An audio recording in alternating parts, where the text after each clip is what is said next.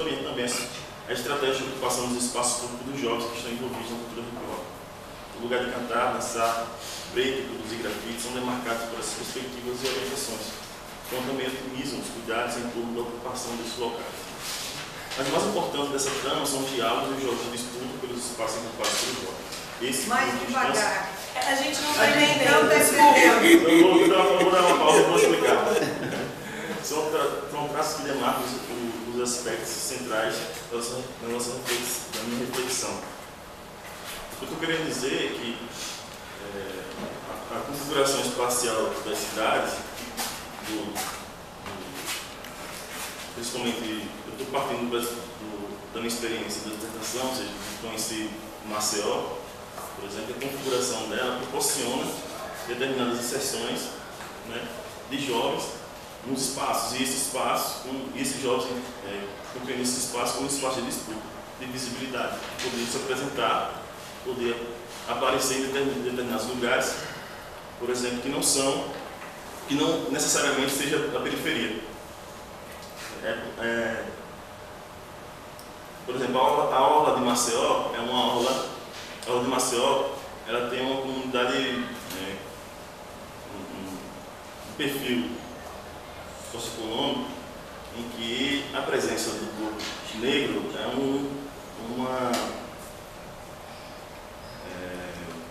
não seria bem-vindo, na verdade, né? É como se ali não fosse um lugar do povo negro. Então, as apresentações de hip hop promovidas pelos jovens das posses, em Maceió, elas acabam tendo expondo, né, essas questões relacionadas à disputa pelo espaço, de visibilidade e tal. Eu estou propondo fazer uma discussão sobre Recife, Maceió e Aracaju, mas Maceió já tem muito dado, porque eu fiz a minha pesquisa de campo lá, na minha cidade. Mas eu estou lendo muitas dissertações e teses de doutorado sobre hip hop em Recife, e em Recife principalmente, porque há várias abordagens sobre a temática, desde a psicologia até a educação, passando pela geografia, passando pela discussão de urbanismo e tal, e o hip hop sempre é presente, né, nessas áreas de conhecimento. Então, como existem alguns eventos que acabaram de surgir e vão aparecendo vários eventos em lugares diferentes, então o meu desafio é tentar focalizar pelo menos um ou dois para poder fazer minha análise da pesquisa de campo. Lógico, eu não qualifiquei ainda, então existem muitas questões que eu não consegui resolver, mas a partir da leitura desses trabalhos eu começo a ter mais ou menos uma visão de como funciona o hip hop em Recife. Em Aracaju, a gente não tem trabalhos sobre hip hop. A gente só tem um artigo produzido, que é o artigo do Frank, que apresentou ontem, sobre a posse aliados pelo verso. Queria fazer uma discussão sobre a atuação política dos membros da Aliança pelo Verso no Partido dos Trabalhadores. Muito interessante, inclusive. Aí, como não tem trabalho sobre o hip hop em Recife, aí eu acabei pensando em Aracaju, aí eu pensei que poderia ser uma oportunidade de fazer uma discussão, até porque lá um dos focos da minha pesquisa é o viaduto que liga Aracaju a Barra dos Coqueiros, que é um espaço realmente, para mim como pesquisador, né, eu participei de alguns eventos lá, realmente significado pelas práticas do hip hop, todo grafitado, né, existe sarau de poesia, existe batalha de MC, inclusive agora, em setembro, todo ano tem, no mesmo lugar, o Nordeste Me Investe, que Nordeste Me Investe. Me Investe? Nordeste Me Investe, que é um evento de investir.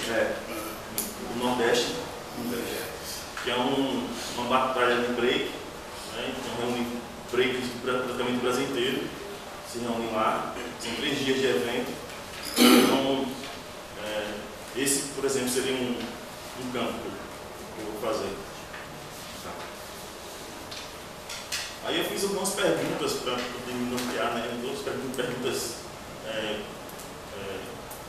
que poderiam problematizar algumas questões que eu for na produção do trabalho. Eu colocaria aqui quais as apropriações, intersecções e fronteiras que determinam a heterogeneidade no hip hop, porque eu parto do princípio de que, da perspectiva de que há um elemento heterogêneo no hip hop, ou seja, não é apenas um hip hop, são vários, né? Seja no campo do rap, seja no campo do break, do grafite, o DJ, a gente sabe que, por exemplo, no rap a gente tem rap gospel, rap de mensagem, rap gangster, tem essas diferenciações. A gente sabe também que o break tem essa questão do break de mulheres, de inserção de mulheres no break. No grafite a gente tem essa discussão, né, em relação ao que é o grafite na rua e o grafite como arte, né, em exposições e tal. Então a gente passa por essa discussão também, inclusive em relação ao mercado, né, e como o mercado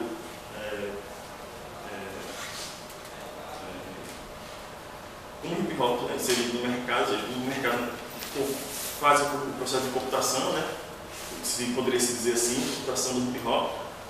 E eu penso, a partir dessa discussão, de que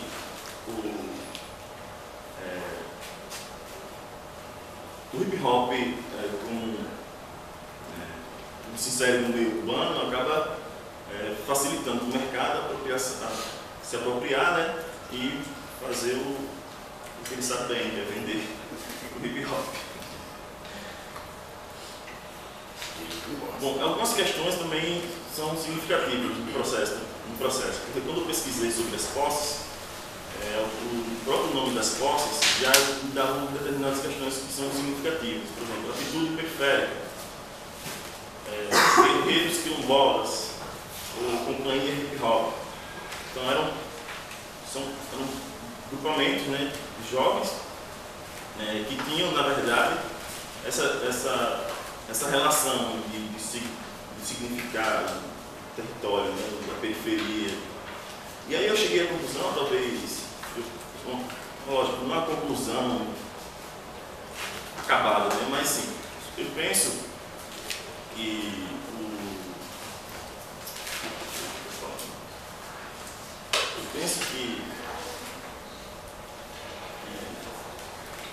nossa. Quem só existe? A profecia foi difícil ontem. E tem essa relação identitária com o lugar e que a periferia acabava se tornando um discurso, talvez um discurso. Acho que eu vou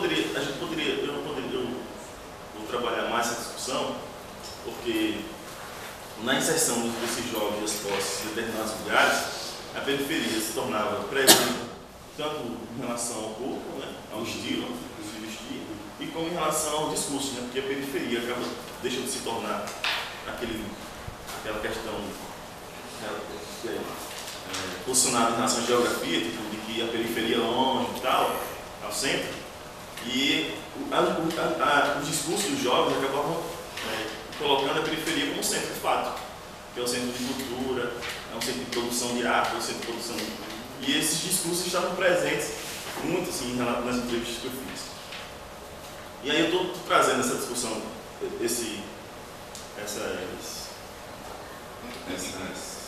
essas entrevistas, esses discursos para a minha tese de doutorado, para tentar entender como essa relação de significação dos espaços públicos são construídas, na verdade. Quanto tempo?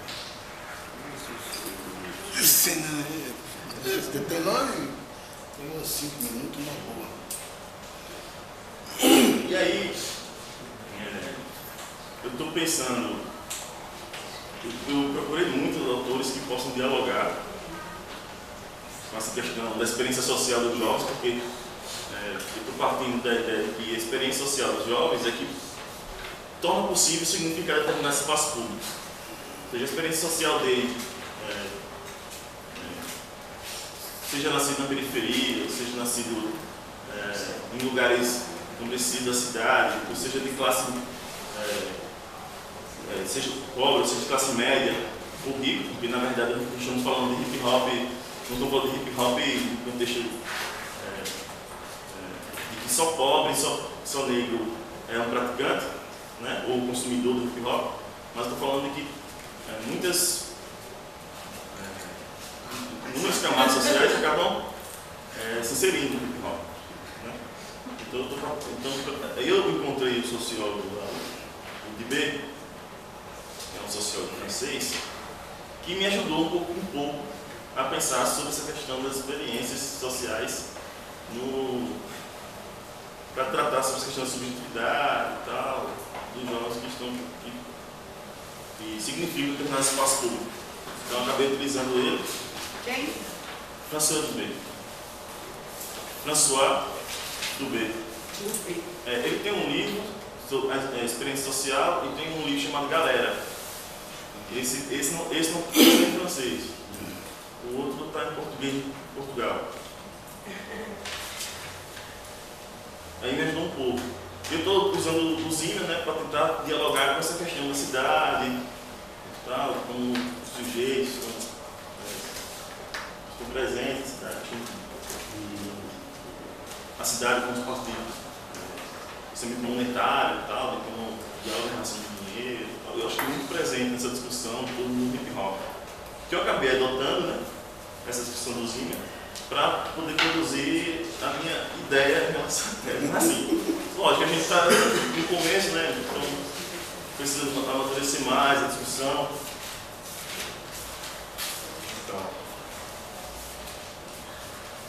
Então, eu também baseio muito no livro eu esqueci o nome dele, mas ele tem um livro sobre Entre a Rua e a Internet, que é um sociólogo português de Lisboa, acho que é a Universidade Norte de Lisboa, e está lá, e ele traz uma discussão entre a rua e a internet, que é a dimensão do hip hop na rua e na internet, tipo, o mundo online do hip hop e o mundo offline do hip hop. Então eu achei muito interessante, acabei utilizando um pouco da discussão dele, né, sobre essa, lógico, ele fez a pesquisa dele em Portugal, mas né, em Lisboa, por exemplo, um grande campo, né, para você pensar sobre hip hop, os imigrantes e tal, estão produzindo muito. E aí eu acabei trazendo um pouco dessa discussão dele para aplicar aqui, lógico, muitas ressalvas, né, sobre o trabalho dele, mas não estou efetivamente pensando no online. Estou falando na rua mesmo, na praça, no dia adulto, as práticas de sociabilidade presentes na vida mesmo, cotidiana. Aí também estou utilizando o chat setor, que vai ser a questão do lugar praticado e tal, depois os jogos começam a significar o lugar a partir dessa ideia, do setor, do lugar praticado.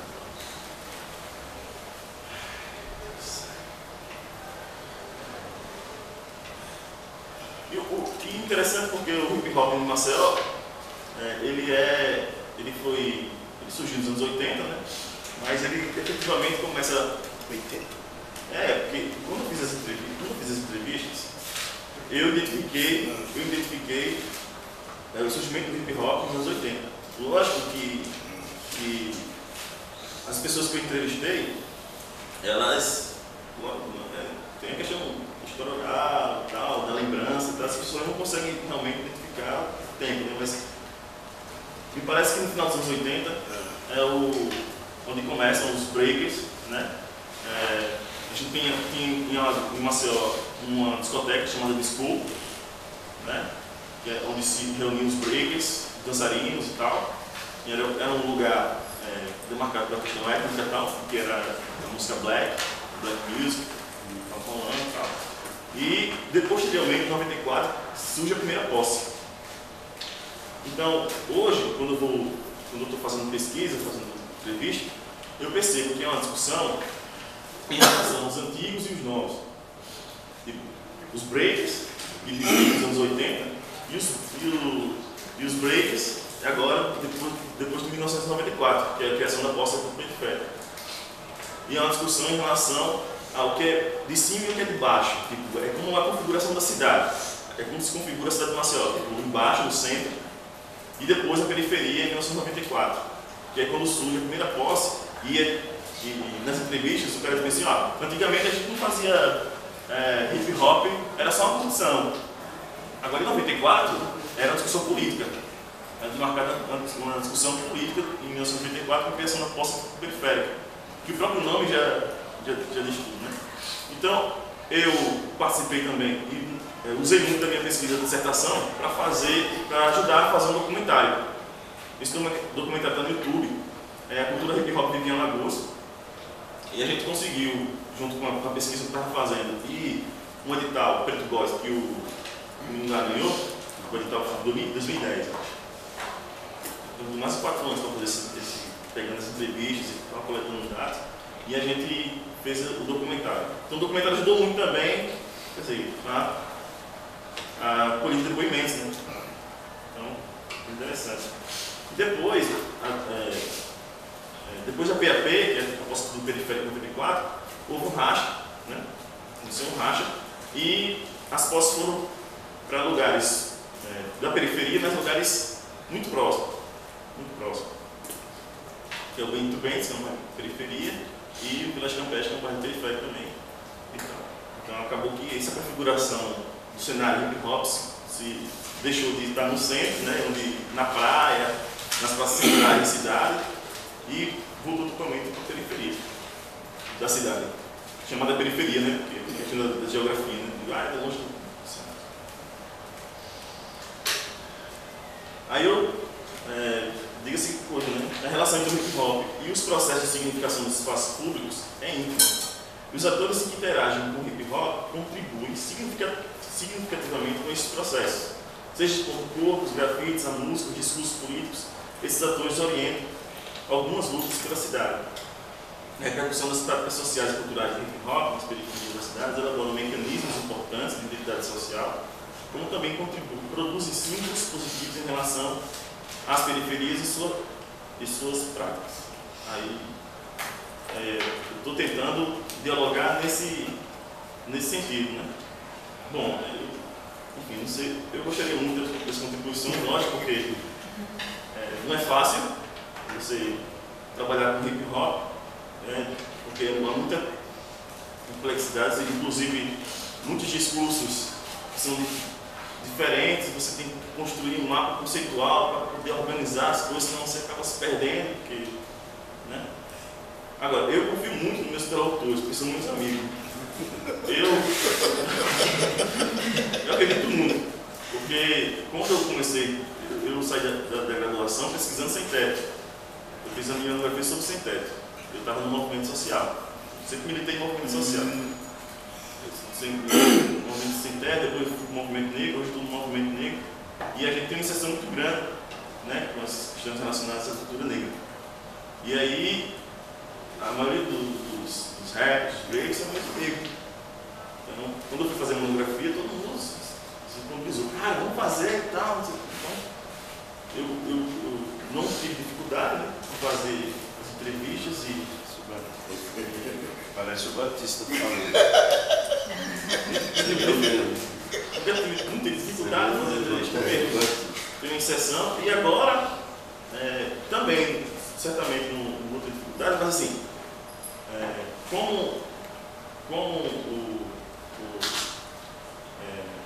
para você pesquisar hip hop, você tem que ter muito tato, né? Porque é um campo, um objeto, né? Estudo muito difícil de você inserir. Então eu acabei sendo privilegiado, né? De estar discutindo sobre hip hop, que é uma coisa que eu gosto, né? Somente rap, eu gosto muito de rap, minha infância toda eu estudo rap. Então, acabou que o campo foi tranquilo assim, em relação a fazer a pesquisa. Mas eu compreendo também que é um objeto muito difícil de pesquisar. Principalmente, eu tenho amigos que pesquisam por Robinson Brancos. E eles mostram muita dificuldade em sessão. E aí, bom, eu e Sérgio, vou ficar falando demais.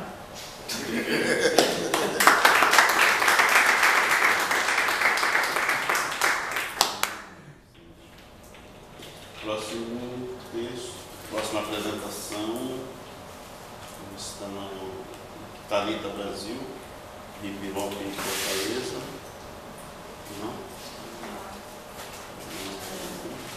Essa aí foi forte ontem mesmo. Antônio Medeiros, foi o quê? Veio. Antônio Medeiros, sobre itinerários femininos de bens dos circuitos do rock mental. Quem que é? Agora vai funcionar porque Agora vai funcionar? Agora, Agora ele vai. disse, agora vai. Tem que Assim, funcionar. porque agora é a porrada.